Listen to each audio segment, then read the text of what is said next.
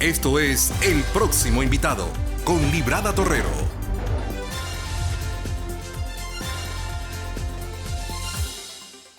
Amante de las cosas buenas y con 67 años de estar en radio y televisión, hoy nos acompaña en El Próximo Invitado Héctor González Araúz, locutor de noticias de Radio Nacional. Bienvenido.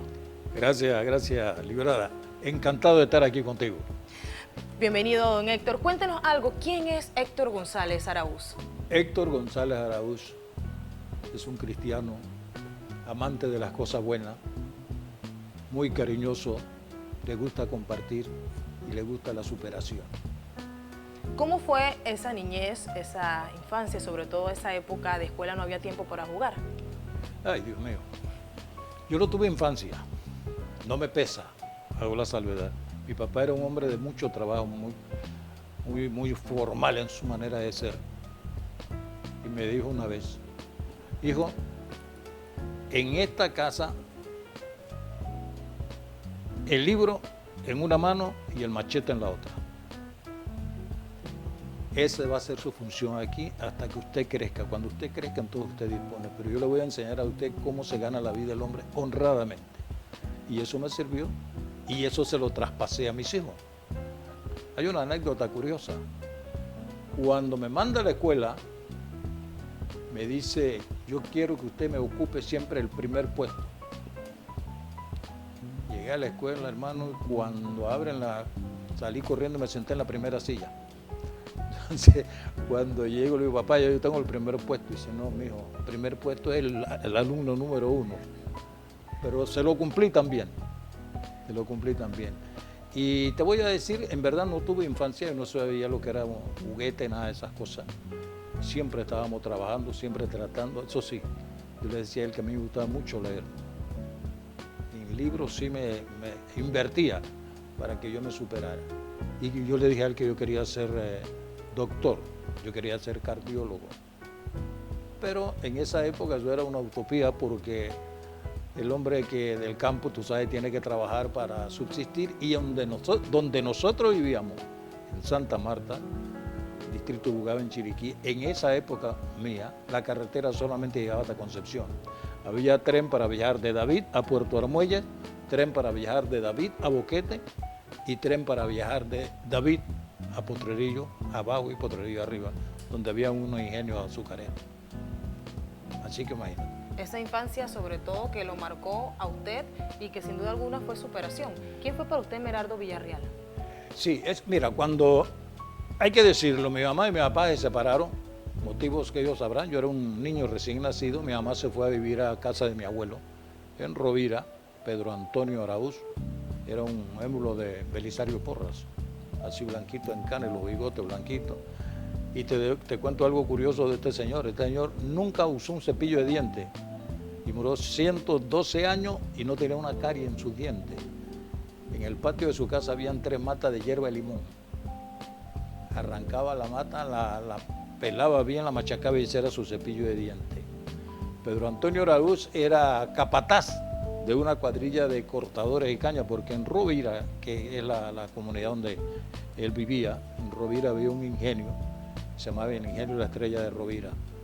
Entonces, podríamos decir que en ese pueblito, era uno de los blanquitos. Él tenía una panadería, trabajaba, mi abuela hacía el pan, iban a buscar pan todas las tardes. Y en la casa había un cuarto que le alquilaba al único maestro que en esa época había en Rovira. Daba un solo grado, primer grado, nada más. En aquella época era obligatorio que el niño entraba a la escuela cumplido los 7 años. Yo tendría 5 años. Y yo le decía que yo quería ir a la escuela, me decían, no, tú no puedes ir a la escuela porque tú no tienes la edad. Pero como él se hospedaba donde mi abuelo, cuando terminaba su labor a la tarde, él me enseñó a escribir, a leer y todo eso. Cuando mi papá me va a buscar, que le dice a mi mamá que me va a llevar a Santa Marta para ponerme a la escuela, así sucedió. Por eso, el día que me manda a la escuela, el primer día, llorando yo, llorando a mi mamá y mis otros 3 hermanos más que tenía mi mamá, empieza la maestra a marcar un 0. Esto es el 0 y este es 1. Yo le digo, maestra, yo sé hacer eso. Llorando, bueno. ¿Qué? Sí, yo sé hacer eso. ¿Y qué más sabes? Yo sé sumar, multiplicar y dividir. Venga acá. A ver, escriban aquí. Me dictó unos números, se lo escribí rápido. Una suma también. Y también sabe leer. Le digo, sí, también sé leer. En ese tiempo había los libros que decía para ir deletreando. Y esos libros yo los pasaba como si quien se toma un plato de sopa. Mamá, Rápido. papá, Entonces ella llamó al director, que era el maestro Pablo Ortiz, que era el director de la escuela. Ella habían hasta 6º grado, y le comenta el caso, porque yo tengo un niño aquí que no creo que pueda estar en 1er grado. Él hace la evaluación, en ese tiempo le daban las clases en la mañana y en la tarde. Dice, pásalo en la tarde para 2º. Entonces cuando voy a 2º grado, le digo al maestro que yo sé multiplicar y me sabía las tablas del 1 al 12. Me hace una evaluación y llamaron. Dice, no, él no puede estar aquí, pásalo para 3er grado. Al día siguiente fui a 3er grado. Por eso yo hice los 6 años escolares en 4. Y nadie me quitó el primer puesto, eso sí, porque sí me fascinaba estudiar. Ni de silla ni de puesto. ¿Ah? Ni de silla ni de puesto. Nadie le quitó eso. El primer puesto de la silla en el, No, el eso, salón. el primer ni el puesto primer puesto, nadie me lo quitó, el primer puesto. Y entonces, si no era banderado, para el desfile tocaba el tambor, porque el único que sabía tocar tambor era yo. Era una cajita así, pero marchábamos. Pero sumando y restando, yo considero que mi niñez fue bonita. Fue bonita, fue muy ilustrativa, de mucha enseñanza. Me forjó un carácter que prueba de ello es que yo cogí una obligación a los 16 años. Ya yo tenía mi primer compromiso hogareño. Yo tengo hijos que tienen 60 y pico de años. Y tengo una catera buco tarranta, pocotón de nietos y bisnietos. O sea que yo hice mi obra temprano. Ahora me echo viento y me gozo con mis nietos y mis bisnietos. Muy importante gozar de ellos, de Sí, la cómo familia. no. Yo le he enseñado, mi mamá fue una mujer humilde, muy cristiana, muy trabajadora. Marcelina Araúz, Dios me la tiene en la gloria, porque nos enseñó a trabajar. Mi mamá era un caso espectacular. Cuando nos levantamos, éramos 4 hermanos, 3 varones y una niña. Cuando nos levantábamos a la mañana, ella iba a inspeccionar la cama. Y cuando veía la sábana así arrugada, dice, ¿quién durmió aquí? ¿Un perrito? Me tira esa cama y quiero que salte un cuara. Me tira esa sábana y quede bien limpiecito todo. Y eso no lo y eso se queda. Entonces ella me enseñó a cocinar. Yo soy bravo en la cocina. Porque como ella quedó sola, con sus 4 hijos, yo era el mayor, yo quería ir a estudiar. Ya había, se me olvidaba comentarte que ella se había instalado en David, con sus 4 hijos, pues, y trabajaba de cocinera con la familia de don Guillermo Tribaldo. La iban a buscar a las 6 de la mañana y la llevaban a las 6 de la tarde. Entonces ella dice, mijo, yo te voy a enseñar a cocinar para que le cocines a tu hermano. Hoy se lo agradezco. ¿A qué edad fue eso? ¿Ah? ¿A qué edad fue eso que usted Ya empezó a cocinar? yo tenía, 14, 15 años. Ya eran 9. Le ayudaba, planchaba ajeno cuando venía. Me enseñó a planchar y yo le ayudaba a planchar y le llevaba la ropa a la gente que le planchábamos. Fue una niña muy bonita. Y humilde, pero trabajadora como siempre. Muchas anécdotas tiene usted que contarnos aquí en el próximo invitado, don Héctor González Araúz, que sin duda alguna de también cómo inicia en la radio. Pero eso lo vamos a saber en nuestro siguiente bloque. Vamos a realizar nuestra primera pausa y regresamos con más de Conociendo a Héctor González Araúz, locutor de noticias de Nacional FM. Pronto regresamos con el próximo invitado.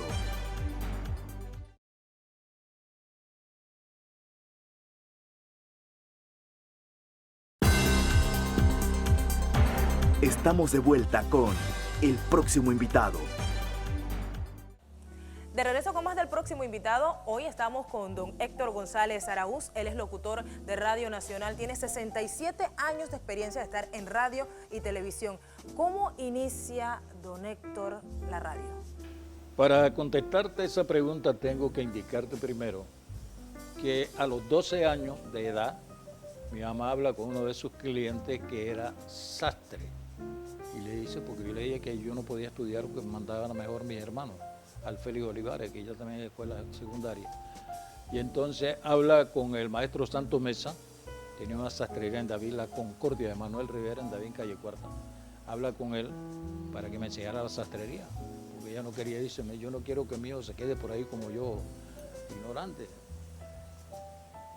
Empiezo a aprender la sastrería y rápidamente asimilé. Cuando el maestro Santomesa me dio el primer pantalón para coser, se lo entregué, era de caqui. Ahí esa sastrería era pantalones finos y pantalones de caqui. Cualquiera lo usaban la gente para trabajar y los finos para salir. Cuando él le dice, ¿tú hiciste esto? Le digo, sí, ya está listo. Hombre, bueno, de mañana ya empieza a hacer pantalones. Me decía que en la mañana me hacía un pantalón de caqui. Te pagaba la sastrería por ese pantalón $2.50. Cuando era pantalones finos te pagaban $3. El asunto es que al mes ya yo estaba haciendo pantalones finos, porque él decía que yo era muy curioso en los detalles, el bolsillo, la forma de donde iba el zipper y los ojales, cómo se los hacía, le gustó mucho. Estuve trabajando con él ahí como hasta los 15 años, 3 años. Yo siempre, cuando iba a la sastrería, tenía que pasar por el edificio donde estaba ubicada la emisora Onda Chiricana. Yo era un asiduo oyente de radio. En David entraban de Cuba CMQ, Radio Progreso y Radio Habana, clarito como si hubieran emisoras locales. Yo me volvía loco. En esa época la mayoría de los programas eran en vivo. Y se me metió el gusanito de que yo no podía seguir siendo sastre, ya no me llamaba la atención.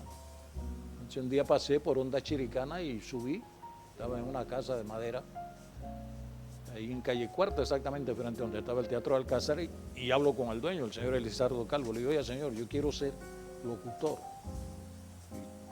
¿Tú quién eres? Yo soy sastre, pero eso no me gusta, yo quiero ser locutor. ¿Tú quieres ser locutor? Y le gustó el timbre de mi voz.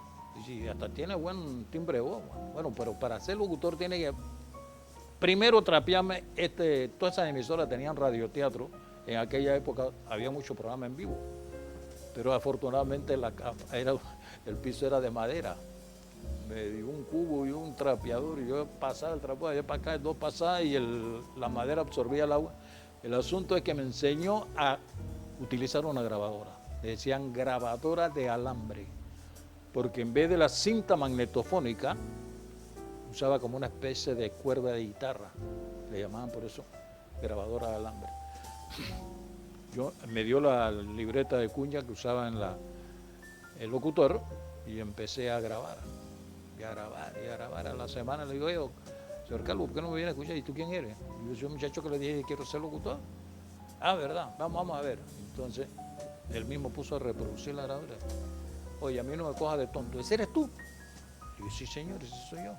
Porque yo leía bien, corrido, sin cancanear. No puede ser. Ven, vamos a la cabina.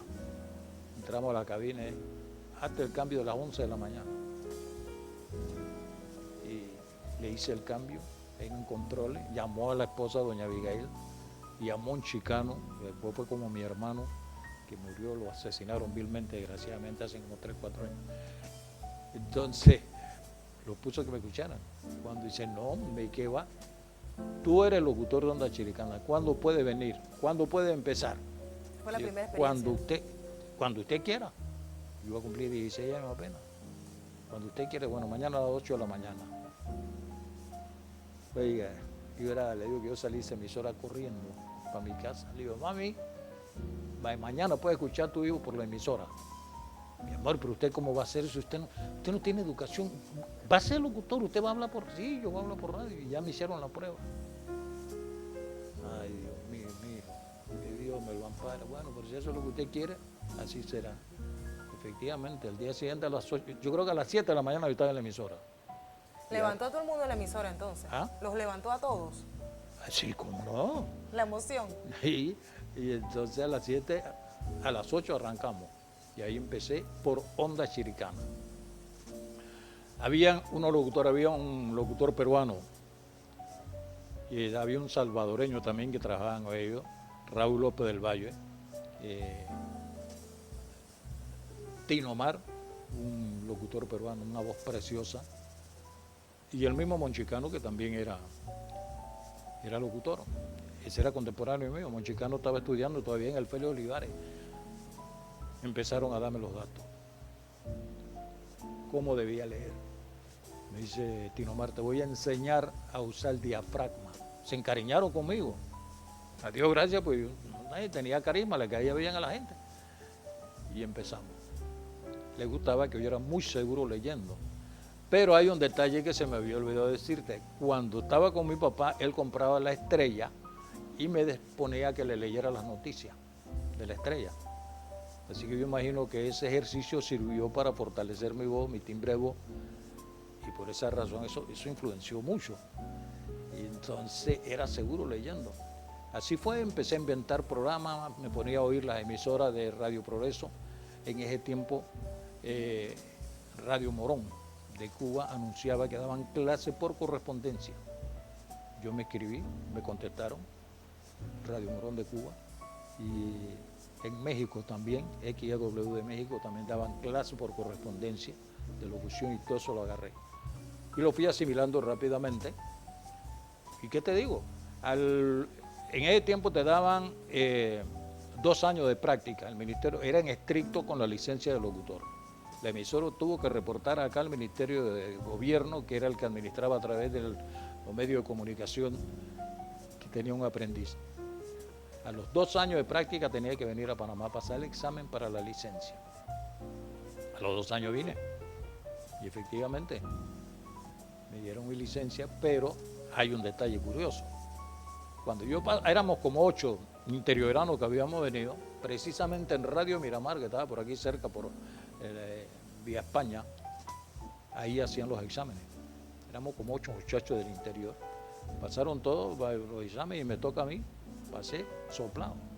El examen, cultura general, cómo se llama el presidente, qué hay que hacer, por todo eso ya me lo habían ilustrado ya mis maestros.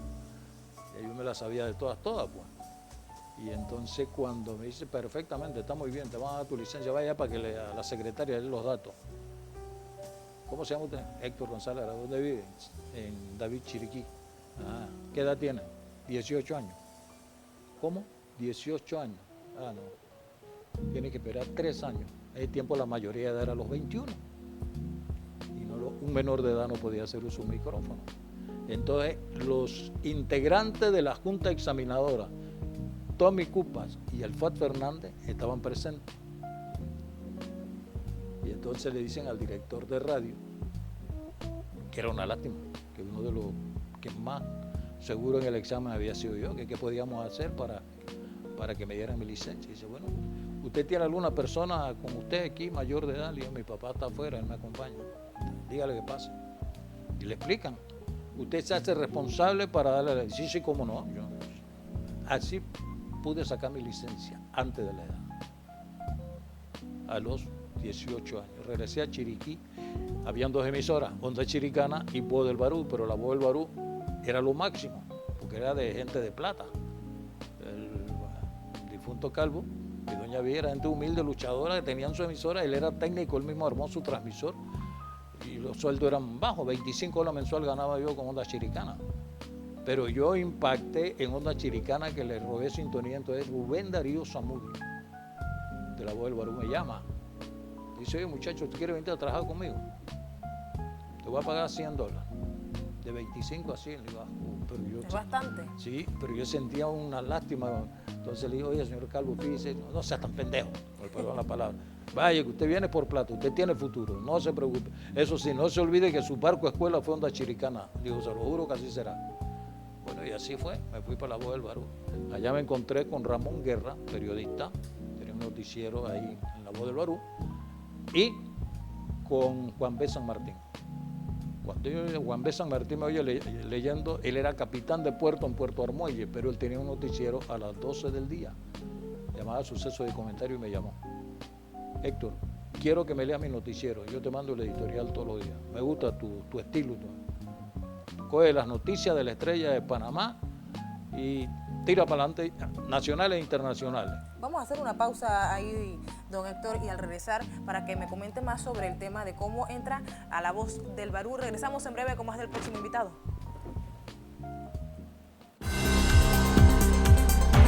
Pronto regresamos con el próximo invitado.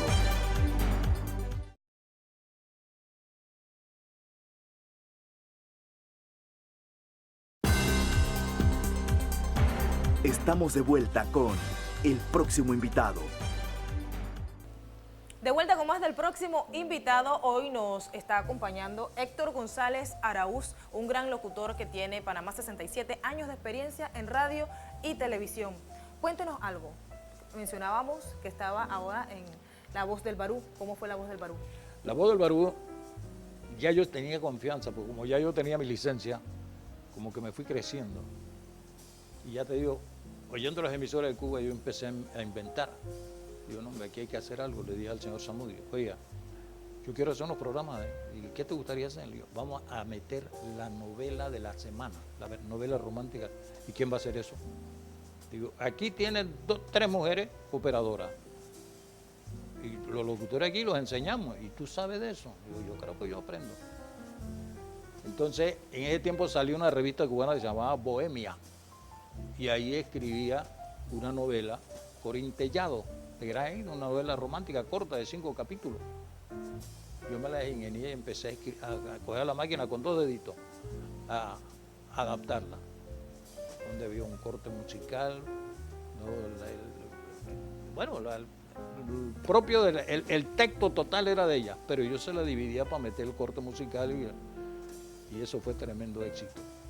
Entonces hice también el Discódromo del Aire. Yo iba a las carreras de caballo. Y yo mismo salía a vender al mercado, al comercio. Yo le decía a Zamudio, vamos, mitad y mitad. Porque ustedes cobran y me dan mi parte. Dale, bueno, está bien. Y entonces el Discódromo del Aire, mira lo que era esto. Se me ocurrió pensar, el nombre de una selección popular era un caballo. El jinete era el intérprete. Y el dueño del caballo era el oyente que llamaba para inscribirlo. Y lo narraba como si fuera carrera de caballo. Eso impactó tremendamente. Había en el periódico La Hora salía un problema de policíaco todos los días. Entonces me ocurrió escribirlo, pero llevarlo a la jocosidad que se llamaba Cosas y Casos en un Juzgado. Eso tremendo, fue un impacto tremendo. Y así te digo, y entonces me metí a empresario también. Me metí a animar baile en los principales jardines.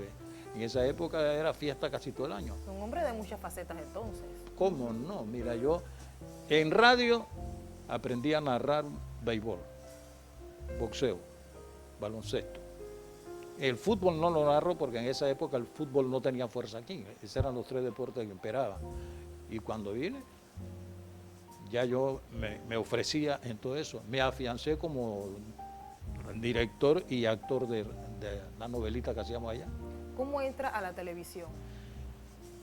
En 1964 abren Telebarú Canal 10, el primer canal de televisión provincial de todo Panamá y Centroamérica. Me dice Zamudio, ¿qué vas a hacer para allá? Digo, el show de Telebarú. Y ahí tengo algunas fotos donde tuve las cámaras y el personal en vivo, porque no teníamos, era un canal experimental que metió Zamudio, que no teníamos para grabar videotapes, así que había que hacerlo en vivo. Hicimos el show de Telebarú, pero ya yo vi que la plaza me quedaba muy chiquita. Digo, me voy para Panamá. Llego a Panamá, RPC. En aquel entonces, el sueño de todo locutor joven era llegar al circuito RPC. Ese era como un doctorado. Me vine a Panamá, pedí cita con Alberto Arbezú, un cubano que habían traído los Eletas, que era el director de RPC Radio. Le digo que yo quería trabajar con él, yo era locutor en Chiriquí. Y me dice con ese dejo cubano, oye chico, pero yo no necesito locutor, yo lo que necesito son actores, tú no eres actor. Y yo no quise decirle que yo tenía mi cuadrito escénico allá, que quise llegar humildemente. Le digo, no, actor, no. Entonces no podemos hacer nada. Digo, pero oiga, ¿qué tal? Ya él estaba corriendo en los libretos. Pero ¿qué no me hace una prueba? A lo mejor le resulto, porque a mí me fascina. Yo le oigo todas sus novelas allá en ahí. Coge el libreto ese, coge el narrador y empieza a narrarle. Pone la piedra acá. ¿y tú nunca has traído novela? Le digo, no, allá en Chiriquí no se hace novela. Allá vimos la novela de RPC. Ah, interprétame un papel ahí, un personaje cualquiera, y lo hice. ¿Cuál fue ese personaje? Un libreto ahí cualquiera, yo no recuerdo porque era de lo que él mismo estaba corrigiendo. Y cuando lo interpreto el personaje se me dice, concho, chico, ve acá, vamos para la cabina. Estaba Alexis Cobo, difunto Alexis Cobo, un tremendo locutor, era un tremendo locutor que tenía RPC en esa época. Pon a este muchacho que me haga el cambio a las 11 de la mañana, mira. Está bien. Ay, cuando hago el cambio que identifico, había que identificar a la hora, transmita el circuito de RPC. Venía a encontrarme Alberto. Conchole, chico, todo era lo que yo estaba esperando, ven para acá. Coge el teléfono y llama a Papi Casisneira, que era el contador de RPC. Ahí te mando un fenómeno, me le hacen un contrato. Me dice, ¿y cuándo puede empezar? Le digo, ayer. Y una vez, pues, al día siguiente empecé en las novelas, a las 6 de la tarde. Entraba de 6 a 11 grabando novelas. Hombre, al poco tiempo de estar en eso, me dice, me clavó Chiricano. Chiricano, ven acá. Me va a quedar un turno de sábado y domingo, ¿te interesa? Digo, don Alberto, yo no voy a hacer turismo, yo vine a trabajar. Bueno, a partir de esta semana. Ya fui ingresando. Después me dice, a los meses, que iban a abrir, en ese tiempo la televisora abría a las 11 de la mañana. Que iban a abrir el canal a las 9. ¿Te interesa el turno de 9 a 1? Ya le dije que yo no vine a hacer turismo. Bueno, va para allá. Así entro a la televisión. En ese tiempo la locución, los locutores de televisión tenían su propia cabina, lo que le llamaban locutor en off. Pegó tremendamente. De ahí empezaron a caerme grabaciones para grabar cuñas en las publicitarias. Todos los días tenía que estar grabando. Hizo también cuñas internacionales. Sí. A mí, el difunto Sixto Luna, un locutorazo, murió prematuramente. Era el locutor exclusivo de un Marlboro, un producto que todo el mundo conoce. Y entonces andaban buscando, hicieron un concurso para escoger la voz de este producto cigarrillero. Pero éramos como 36. En ese tiempo casi todas las voces eran graves, llenas en todos los medios. Cuando los finalistas, Harry Iglesias padre y Héctor González Araúz quedaron los dos de finalistas, yo le dije a Harry trabaja en la novela conmigo, era mi productor, yo le narraba varias de las novelas que él producía. Dijo, Harry, solamente como he llegado a ti al final para mí es un éxito, un triunfo. Nos citaron un jueves, vino toda la plana mayor de la compañía de Philip Morris en los Estados Unidos. Aquí en el Hotel del Panamá nos reunieron. Desde las 11 de la mañana como a las 3 de la tarde salieron. Me dice, ¿quién es Héctor González? Y yo soy Héctor González, un puertorriqueño, integrante de la... Dice, bueno, ¿qué problema? Dice, escoger entre los dos tienen una voz maravillosa. Pero estamos de acuerdo todos que el dejo que usted le da a la última frase lo pone como ganador. Usted va a ser el locutor exclusivo de este producto para Panamá, Centroamérica y el Caribe. Usted puede grabar todo, menos un cigarrillo. Así que eso fue un triunfo extraordinario. Ya con anterioridad me dice Alberto, Héctor, te tengo que felicitar. La Colgate Palmolive quiere que tú seas el narrador de todas las novelas que ellos patrocinan. Porque estaba la Colgate Palmolive, la pasta de dientes, estaba el jabón Palmolive, todos esos productos que patrocinan. Yo era locutor, narrador oficial en las novelas. Digo, ya eso era, imagínate tú, un cholito, venido allá del interior a la capital y conquistarla en tan rápido. ¿Cuántos años tenía? Ya yo estaba madurito, ya calculo yo tendría como unos 45, porque yo vine ya había pasado los 40 ya, pero tenía experiencia, pues y ya te digo, siempre me gustó la superación, yo seguía leyendo para mejorar cada día. Esa escuela de la locución es tremendísima, ahí se aprende mucho a la dicción, vocalización, cómo compartir el aire, sacar la voz del diafragma, que eso es muy importante para los locutores. Vamos a realizar la última pausa aquí en el próximo invitado. Al regresar, quiero que me cuente que aparte de ser locutor, también es escritor, para que nos hable de esos libros que usted ha escrito. Regresamos en breve ya con la parte final del próximo invitado. Pronto regresamos con el próximo invitado.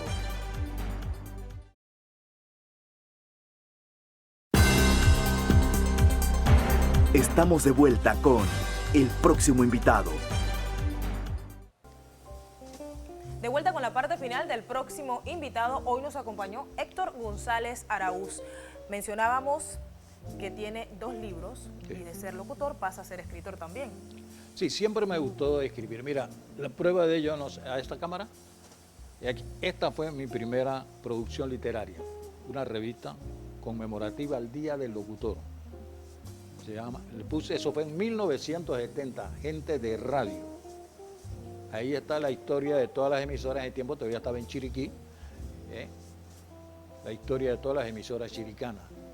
Entonces, cuando llego a Panamá, se me ocurre escribir un libro contando ya lo que yo había vivido, que había rodado bastante carretera en esta profesión, y escribo síntesis de una larga jornada radial y televisiva. Esto fue en el 2009. Cuando se editó, yo lo escribí antes, esto me tomó como 3 años buscando los datos y todo, donde hago, este libro es histórico y yo diría con ciertos detalles, especialmente de las novelas de RPC Televisión. Este libro lo editó SER TV en el 2009, bajo la dirección de Carlos Aguilar, que cuando leyó el borrador, me dice, Héctor, esto hay que mandarlo, y ellos tenían un convenio con la universidad y se imprimió. Hace 3 años escribí este último. Este se llama Lecciones prácticas de locución y periodismo radial. Este sí es didáctico. Todo lo que yo aprendí en la correspondencia, más lo que aprendí en la práctica, está gozado en ese libro para los futuros locutores, con todos los secretos, inclusive cómo se musicaliza una novela, las novelas, la redacción de noticias, los 3 diferentes redacciones de noticias, porque hay la noticia de la redacción para radio, la redacción para televisión y la redacción para los periódicos es diferente. Tiene que ser completamente diferente el texto. Eso está contemplado en ese libro que estoy próximo a meterlo a la imprenta. Tan pronto lo tengo, te lo hago llegar. Espero mi libro acá, don Héctor, para ir coleccionando, porque ya tengo el primero. Sí. ¿Qué mensaje le da usted a las nuevas generaciones que están incursionando en lo que es la radio y la televisión? Primero que nada, métanse en la cabeza esto. La radio, la televisión, es un medio de comunicación masivo. Yo le diría que es un arma de doble filo. Si usted la utiliza bien es positiva, pero también puede causar daño. La historia lo indica, la radio tumbó gobiernos, y también consolidó democracia como debe ser. Si usted se va a meter a la radio, ámela y métase a la radio para siempre. Mira, yo soy la única persona, digamos, que no le pueden hacer nada, porque yo me casé con la radio y estoy casado con Carmencita. Pero es que yo amo la radio, yo estoy jubilado hace buen rato. Mis hijos, que todos son profesionales, gracias a Dios, muy buenos todos mis hijos, me siento muy orgulloso de ellos. Esto me reclama, oye, viejo, ¿hasta cuándo? Le digo, me gustó la canción de Sammy Sandra, hasta que el cuerpo aguante. No, pero mira, que ya tú tienes hijos chiquitos, que yo qué sé qué. Le digo, mira, si ustedes quieren que este viejo se vaya de este mundo, oblíguenme a salir de la radio. Yo no puedo vivir inactivo. Voy por 82 años, como te comentaba fuera de cámara, y me paro todos los días a las 2 de la mañana. Aunque sábado y domingo esté libre, aunque esté de vacaciones, ya sé, porque a mí siempre me tocó madrugar desde que comencé la radio. Mi cuerpo ya se acostumbró a eso. Y así que tomen esta profesión, pero ámenla y supérense. El periodista o el locutor es como el médico. Tiene que tener un libro al lado. Acostúmbrese a leer siempre. Hoy es mucho más fácil. Usted tiene el internet, en la época mía, ¿no? Yo escribía a máquina con estos 2 deditos. Pues yo no sabía usar la máquina, pero yo me ganaba la secretaria de la voz del Barú y escribía más rápido que ella. Pero fue cuestión de práctica, era una Underwood. Así que ese es el consejo que yo le doy. Si usted se va a meter a la radio, hágalo porque le gusta y dignifique la profesión superándose cada día más. Y nunca, nunca, jamás le dé pena preguntar. Le voy a decir algo.